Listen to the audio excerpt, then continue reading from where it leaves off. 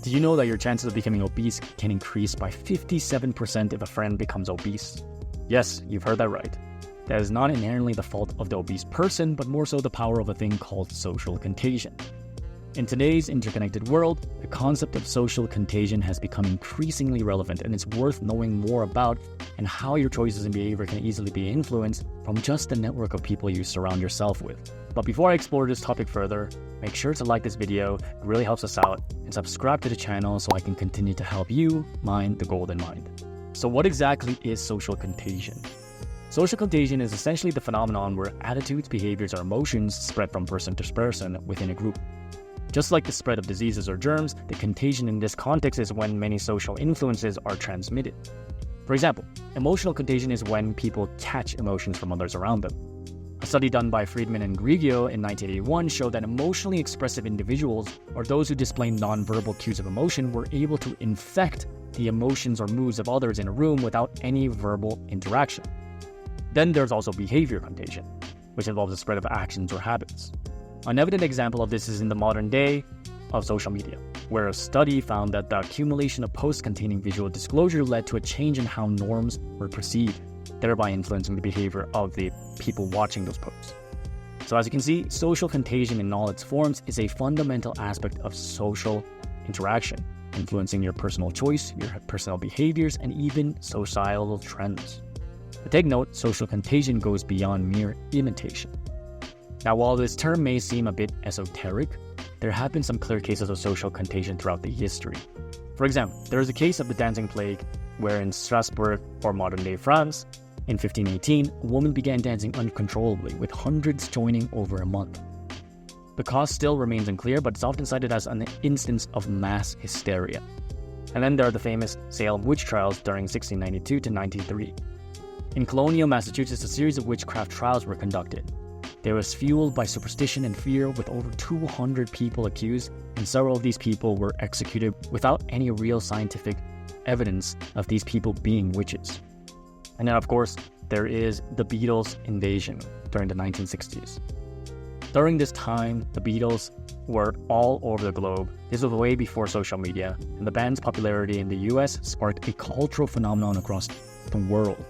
It was a time where social media did not exist, as I repeat, and their music and style rapidly influenced everyone, from the youth to the old, and this showcased the power of social contagion in pop culture. But all those examples are interesting to take note, of course, but how is this relevant today? Well, one of the clearest, most notable examples is from the ALS Ice Bucket Challenge in 2014, a viral social media campaign for ALS awareness that spread everywhere as people across the world were encouraged to dump ice water over themselves and nominate others to do the same. But besides that, in an age of social media, most of all TikTok trends, you can see social contagion at every corner of the internet. Social media platforms have become hotbeds for the spread of trends, ideas, and behaviors. So all of these online networks are spreading these random behaviors, good or bad, rapidly. Some ridiculous cases were planking, where people would just lie front face down in any random location. Then there was the whole Tide Pod challenge, a dangerous fad that got people eating laundry detergent, despite knowing that this could hospitalize them. And in 2021, there was the Blackout Challenge, which involved people choking their friends out for a set period of time. And while some of those are more notably dumber, on a daily basis, you can see viral dancing trends, which are definitely a lot more innocent, spreading across the globe. All of these examples underscore the importance of understanding the mechanisms of how social contagion affects us in a digital era. As our world becomes increasingly interconnected, the way in which our behaviors and ideas spread will continue to have profound implications for the decisions you make and the overall choice in which our social narrative goes. So all of this goes to say, it's time to really think about who you're associating yourself with. Even if a person is your friend, ask yourself, are they really good for you? How are they perhaps affecting your behavior? As I noted, social contagion isn't just for larger online networks, but it runs deep within the networks closest to you. As the saying goes, you become the average of the 5 people you hang out with. This cannot be more true, as depending on who you choose to keep around you, you could be getting fatter or unhealthier, just out of the simple fact that those around you aren't taking care of themselves as well. For example, there's one popular study of Kristowski and Fowler, which looked into the obesity networks, examining over 12,000 individuals tracked for 32 years. In the research, they found that if a person becomes obese, the likelihood of their friends becoming obese increased by 57%. This effect was not merely a matter of shared environments or genetic similarities, but it was attributed to the social transmission of behavior and norms regarding body weight and eating habits.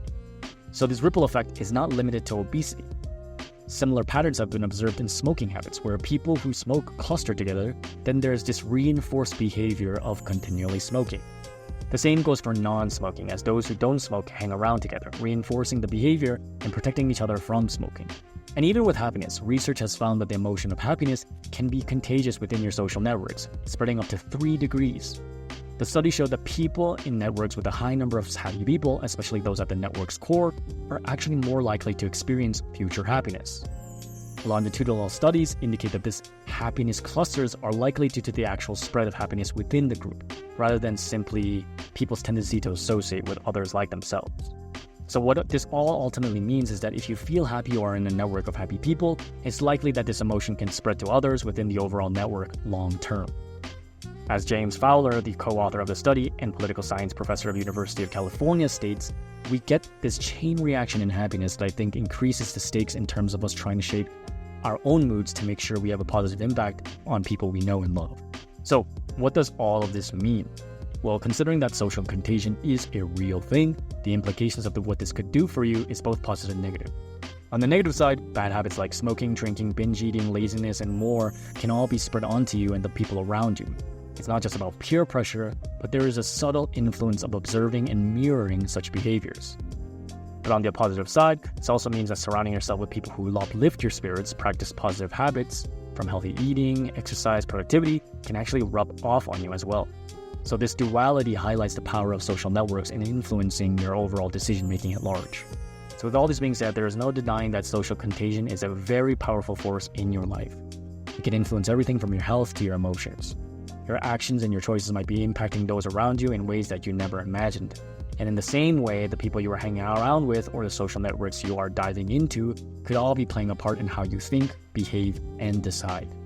So becoming aware of these influences can help you better navigate your social environments and make you more informed. But it also gives you greater awareness to be on top of yourself, take responsibility for who you become, and really be conscious of who, what, and where you are. One way social contagion occurs could also be from the influence of mirror neurons, which I speak about in another video. So if you want to know more about using the power of mirror neurons to imitate and learn faster, check out the next video. And if you found this video insightful, give this video a huge thumbs up, it really helps us out. Subscribe to the channel so I can continue to feed you nuggets of gold on brain and behavior.